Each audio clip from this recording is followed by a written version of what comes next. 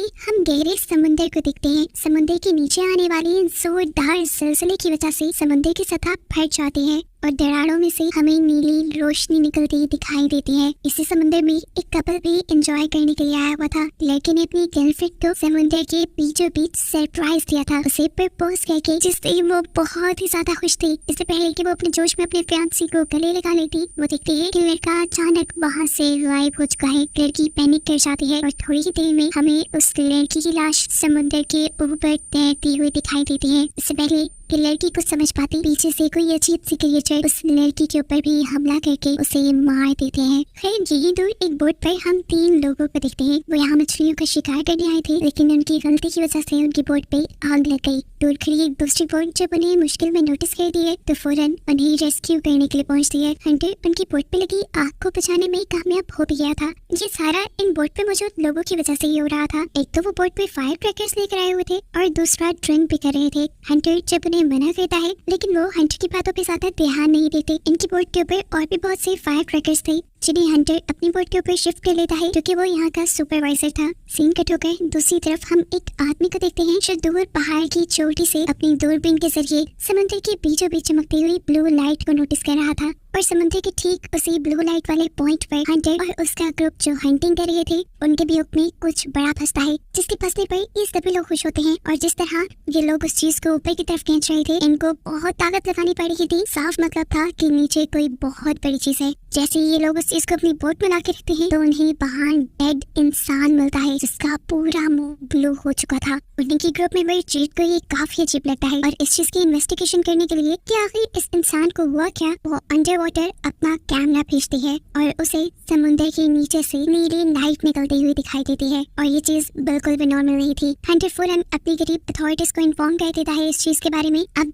ये लोग दोबारा समुद्र पे एक नजर डालते हैं और इन्हें समुद्र में जगह जगह पानी के ऊपर ही ब्लू लाइट दिखाई दे रही थी। ये सब नोटिस करके ये लोग जैसे ही पीछे मुड़े तो शॉक रह गए, क्योंकि वो डेड बॉडी भी उनकी बोट पे नहीं रही थी। जेट उस इंसान को इधर उधर ढूंढती है और एकदम से पीछे से उसके ऊपर वही इंसान हमला कर देता है, जिसके बारे में पता चला कि वो एक ज़ॉम्बी बन चुका है जिसने अब जेट के कंधे पे काट के उसे बुरी तरह जख्मी कर दिया था। यही करीब रे ये सारा नजारा देख लेता है और इससे पहले कि ये क्रिएचर रे के ऊपर भी हमला कर देती, पीछे से हंटर एक चाकू लिए आता है और इस ज़ॉम्बी के जिस्म में स्टैब कर देता है। लेकिन ये ज़ॉम्बी तो कुछ ही मिनट में इस हमले से रिकवर कर चुका था और हंटर दोनों पे ही हमला करने वाला था अपने आप को बचाने के लिए। कि दोनों एक दूसरे का साथ देते हैं और किसी तरह उस ज़ॉम्बी को समुद्र में गिराकर अपना पीछा उसे छुड़वा लेते हैं। जेट को हॉस्पिटल में एडमिट कर दिया गया था, जिसके साथ रे रुकता है और हंटर अब अपने एक दूसरे साथी दोबारा समुद्र में उतरता है उस ब्लू लाइट को इन्वेस्टिगेट करने के लिए। ये दोबारा समुद्र की गहराइयों में अपने कैमरास भेजते हैं और इस मर्तबा इन्हें सी बेड पे बहुत सारी दरारें दिखाई देती हैं, जिसके अंदर से वो ब्लू लाइट निकल रही थी। कैमरा थोड़ा ही आगे जाता है तो इन्हें एक इंसान की तरह की क्रिएचर वहाँ तैरती हुई दिखाई देती है।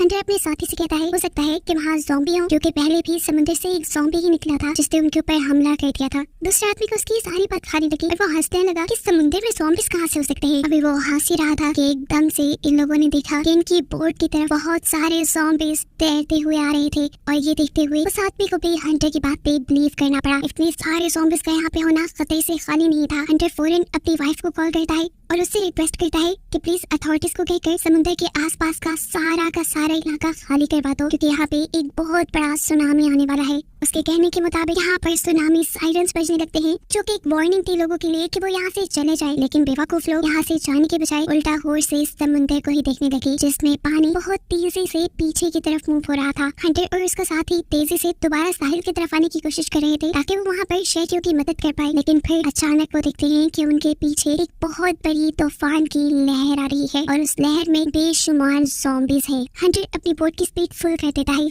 जितना तेजी से वो भाग सकता था वो अपनी बोट को भगा रहा था, लेकिन उस लहर की स्पीड इनकी स्पीड से कई गुना तेज थी और आखिर वो लहर इनकी बोट से टकरा ही जाती है। और उसमें मौजूद ज़ॉम्बी से बचने के लिए इन दोनों को अपना कंट्रोल पैनल छोड़कर रूम में छुपना पड़ जाता है। एक ही सेकंड में इस ज़ॉम्बी सुनामी ने जैसे पूरे साहिल को तबाही कर दिया था। ज़ॉम्बीज़ यहाँ खड़े लोगों के ऊपर पागलों की तरह हमला करने लगे थे। इसी सुनामी के साथ हंटर और उसके साथी की बोट भी साहिल पे आ जाती है और वो लोग भी इन ज़ॉम्बीज़ से बचते हुए यहाँ से निकलने की कोशिश में लग जाते हैं। यहाँ हॉस्पिटल में रे को बताया जाता है कि इस इलाके को तेजी से खाली किया जा रहा है। काफी सारा स्टाफ भी जा चुका था। इसी वजह से जेड को देखने के लिए यहाँ कोई डॉक्टर नहीं रहा था। यहाँ साहिल पर भी बस अब कुछ ही सर्वाइवर्स बचे हुए थे जिनको जेड और उनका साथी आने वाले खतरे के बारे में इन्फॉर्म करने की कोशिश तो करता है, लेकिन अब काफी देर हो चुकी थी। ज़ॉम्बीज़ बिल्कुल उनके पीछे थे जो उनके ऊपर हमला करके उनको भी ज़ॉम्बी बना देते हैं और ऐसे ज़ॉम्बीज़ का एक ग्रुप और भी ज्यादा बड़ा हो जाता है। हंटर और इसका साथी अपने आप को बचाने के लिए अपनी गन और अपने चाकू से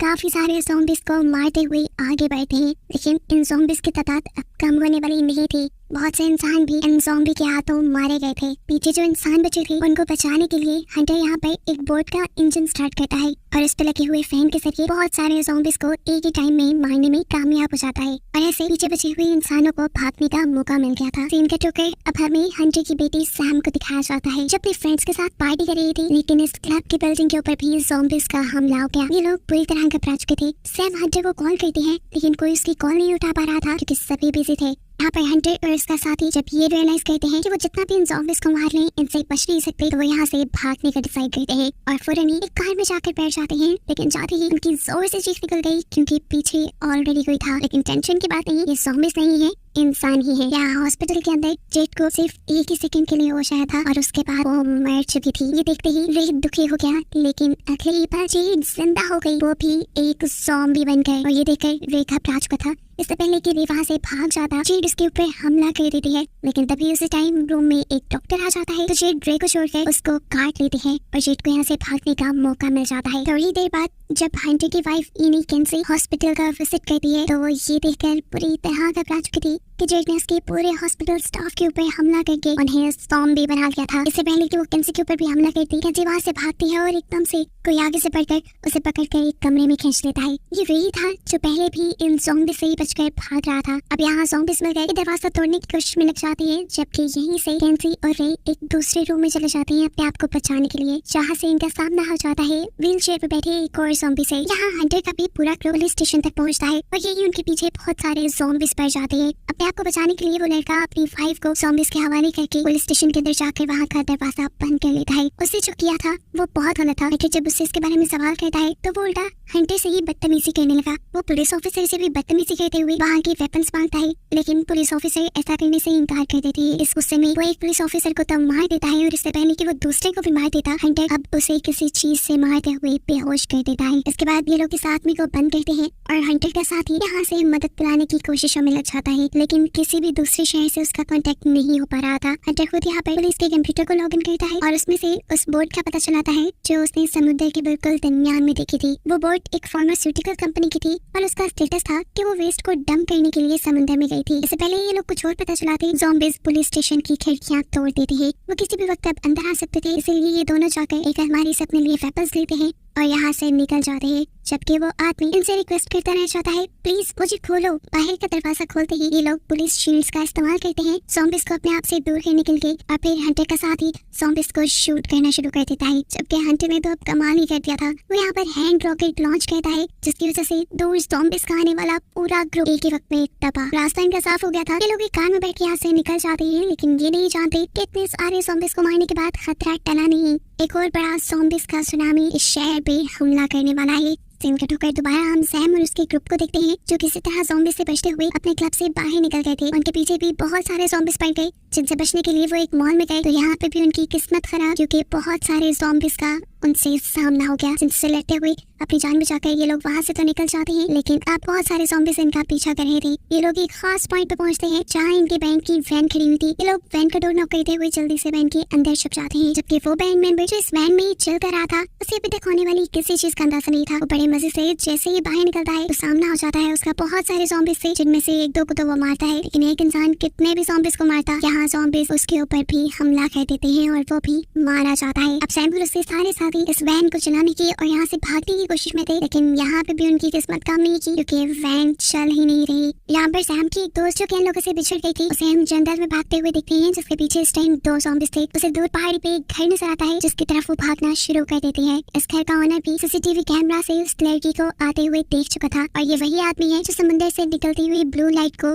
मूवी के पहले सीन में नोटिस कर रहा था और उसने अपने कमरे में एक ज़ॉम्बी को भी बांध के रखा हुआ था, जैसे वो उस पे कोई एक्सपेरिमेंट कर रहा हो। क्या आदमी दरवाजा खोलने से पहले उस लड़की से कहता है, पहले मुझे ये यकीन दिलवाओ कि तुम इन्फेक्टेड नहीं हो। जैसे ही वो लड़की अपनी कमर दिखाकर उसे यकीन दिलाती है तो वो फौरन ही ऑटोमेटिकली वो दरवाजा खोल देता है और लड़की इस घर के अंदर आ जाती है। यहाँ वो इसी आदमी से रेडियो मांगकर अपने डैड को कॉन्टेक्ट करती है, जो और कोई नहीं बल्कि हंटर का साथ ही इकोनी था। उसे कहता है, बेटा फिक्र मत करो, मैं तुम्हें बचाने जरूर आऊंगा, तुम वहीं पर रहना। अब सैम और हंटर सबसे पहले मॉल की तरफ जाती है, जिसके पास ऑलरेडी सैम भी हंटर की बेटी फंसी हुई थी। सैम के साथ उसका दोस्त भी था जिसके पाँव में चोट लगी हुई थी और उसकी वजह से सैम का आगे बढ़ना भी मुश्किल हो रहा था। ये लड़का सैम से कहता है, मैं इन सारे ज़ॉम्बीज़ को डिस्ट्रैक्ट करता हूँ, तुम यहाँ से चले जाओ, तुम्हें अपनी जान बचानी चाहिए। ये कहते ही वो विंडो के जरिए इस वैन से निकल आता है और वैन की छत पे चढ़ जाता है। वो गाना गाते हुए यहाँ ज़ॉम्बीज़ को डिस्ट्रैक्ट करता है, जबकि सैम जल्दी से इस गाड़ी से निकलने में कामयाब हो जाती है। सामने हंटर और इकोनी भी आ गए थे। इकोनी अपनी बंदूक के जरिए उसका पीछा करने वाले हर ज़ॉम्बी को शूट करता है, जिसके बाद सैम उनकी कार में बैठ जाती है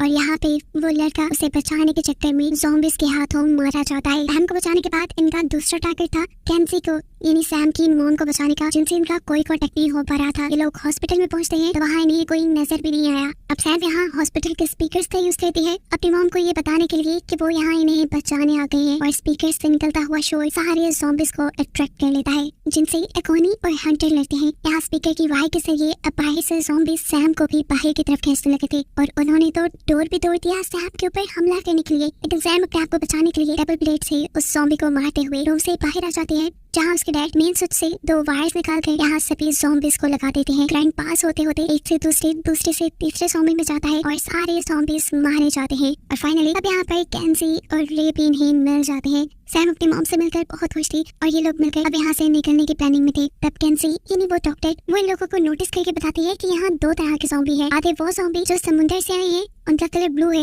और फिर इन ज़ॉम्बीज़ ने जिनके ऊपर हमला किया है उनका कलर चेंज है। उसको लग रहा था कि पहले वाले ज़ॉम्बीज़ पे जरूर कुछ ना कुछ एक्सपेरिमेंट हुआ हुआ है। फाइनली ये लोग हॉस्पिटल से बाहर आ जाते हैं, जहाँ 1-2 और ज़ॉम्बीज़ से इनका सामना हो गया। हंटर उन दोनों से लड़ता है और ये सब फिर कार में बैठ के यहाँ से निकल जाते हैं। इनका अगला टारगेट था टॉनी को बचाना, जो इस टाइम उस अजीब से आदमी की घर थी। इस टाइम हमें देखने को मिलता है कि अकोनी के हाथ पे एक स्क्रैच था और इसी वजह से वो दूसरा आदमी उसे अपने घर आने को अलाउ नहीं कर रहा था। लेकिन अकोनी उसे यकीन दिलाता है कि ये ज़ॉम्बी बाइट नहीं है, सिर्फ एक स्क्रैच है। अब अकोनी इस आदमी के भी रेडियो से ऑफिशियल से कांटेक्ट करने की कोशिश करता है, लेकिन स्टिल इनका कांटेक्ट किसी से नहीं हो पा रहा था। ये आदमी बताता है कि मैंने भी कई जगह कांटेक्ट करने की कोशिश की, लेकिन कोई भी हमसे कांटेक्ट नहीं कर रहा और ना ही कोई हमें रेस्क्यू करने के लिए यहाँ आ रहा है। अभी तक 2 बहुत बड़े बड़े ज़ॉम्बीज़ के सुनामी आ रहे थे और किसी को इसकी खबर नहीं थी और ना ही कोई इन्हें रेस्क्यू करने आ रहा था, तो जरूर इसके पीछे कोई ना कोई गड़बड़ तो है। अब ये लोग बातें ही कर रहे थे कि कोनी को यहाँ किसी क्रिएचर की आवाज़ें आना शुरू हो जाती है। वो बेसमेंट में चेक करने के लिए जाता है तो वहाँ इस आदमी ने एक ज़ॉम्बी को एक्सपेरिमेंट करने के लिए रखा हुआ था, जो अब छूट गया था और उसने अकोनी के ऊपर हमला कर दिया। अकोनी उसे लेने की बहुत कोशिश करता है, लेकिन ये ज़ॉम्बी अकोनी को बाइट कर देता है। अकोनी के चिल्लाने की आवाज़ें इन सबको भी अट्रैक्ट कर देती हैं और ये लोग भी उसको बचाने के लिए जाते हैं, जहाँ सबसे पहले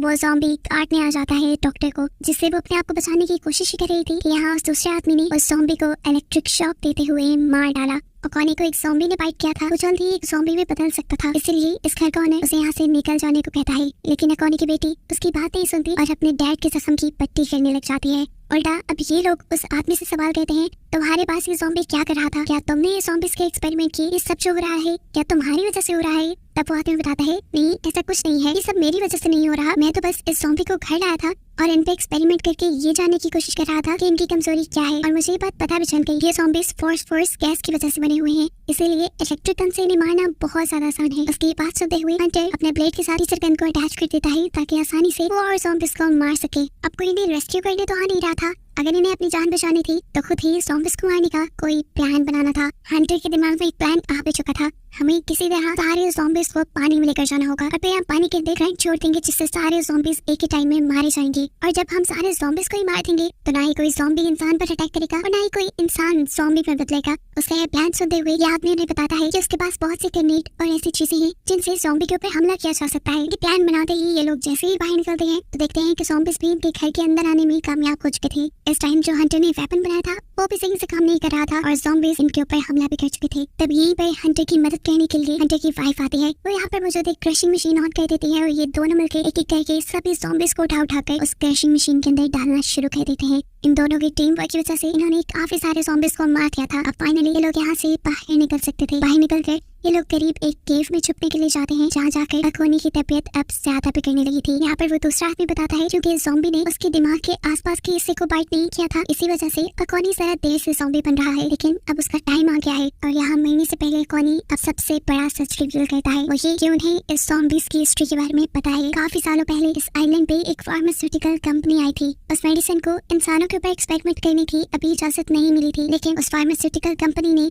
इंसानों को वो मेडिसिन दे दी जिसकी वजह से बहुत सारे इंसान ज़ॉम्बीज़ में बदल गए। उस कंपनी को कोई नुकसान ना हो जाए, उस कंपनी ने यहाँ के लोकल काउंसलर्स को बहुत सारी रिश्वत दी कि वो इस राज को राज से रखेंगे। और रिश्वत लेने वालों में अकोनी खुद भी शामिल था क्योंकि उसे अपनी वाइफ का इलाज करवाना था, लेकिन बदकिस्मती से वो फिर भी मर गई और आज उसी की वजह से इतने सारे लोग भी मर रहे हैं। अभी ये लोग ये डिस्कस ही कर रहे थे कि यहाँ पर इन्हें ढूंढते हुए बहुत सारे ज़ॉम्बीज़ आ जाते हैं। यहाँ पर हंटर अपने नए बनाए हुए वेपन से इन ज़ॉम्बीज़ से लड़ता है, जबकि दूसरी तरफ अकोनी भी मर जाता है। इससे पहले कि वो अब ज़ॉम्बी बन के जिंदा होता, उसकी बेटी उसके हाथ में एक ग्रेनेड रख देती है और इसके बाद ये सब लोग इस केव से बाहर निकल आते हैं। आखिर बार टोनी अपने डैड को एक ज़ॉम्बी बने हुए देखती है और उसी सेकंड उसके हाथ में पकड़ा हुआ ग्रेनेड ब्लास्ट हो जाता है और इस केव में मौजूद सभी ज़ॉम्बीज़ मारे जाते हैं। ये लोग अब साहिल के किनारे पहुंच जाते हैं जहां जाके इन्हें अपना प्लान एग्जीक्यूट करना था। टोनी, रे और वो दूसरा लड़का बोट में बैठकर दूर चले जाते हैं, जब यहाँ पर हंटर और उसकी फैमिली सभी ज़ॉम्बीज़ को एक रेडियो के जरिए अट्रैक्ट करते हुए पानी तक ले जाने का काम करती है।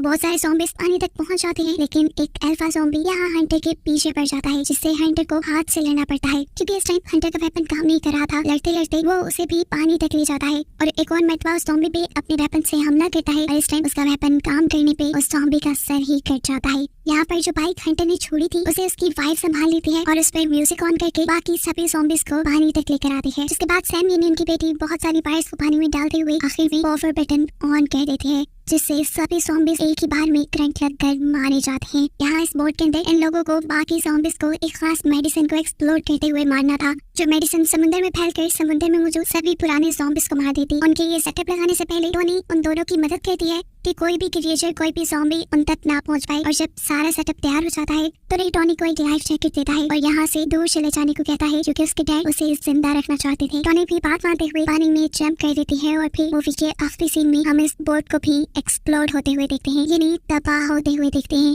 जिसके रिजल्ट में रे और वो दूसरा आदमी भी मारे जाते हैं। अब जो मेडिसिन समुद्र के अंदर गई थी वो नीचे निकलने वाली ब्लू लाइट की केमिकल के साथ रिएक्ट करते हुए यहाँ पर एक बहुत बड़ी तूफान की लहर क्रिएट कर देती है, जिसे हंटर देखकर यहाँ से भागने की कोशिश तो करता है, लेकिन अब उसके सामने आ जाता है वो ज़ॉम्बी जिसे वो लोग जेल में बंद करके आए थे। जेड उसे करंट देते हुए उसका सर फाड़कर आगे बढ़ जाता है। आगे जाने पर सैम और किन्सी टोनी को रेस्क्यू कर रहे थे। खतरा अब इनके ऊपर से टल चुका था, सारे ज़ॉम्बीज़ को इन्होंने मार दिया था और ऐसे आगे दुनिया भी इस खतरे से बच गई थी। दूर से इन्हें एक शिप आती दिखाई देती है जो इन्हें रेस्क्यू करने ही आ रही थी, जिसको दिखाते हुए ये कहानी यहाँ खत्म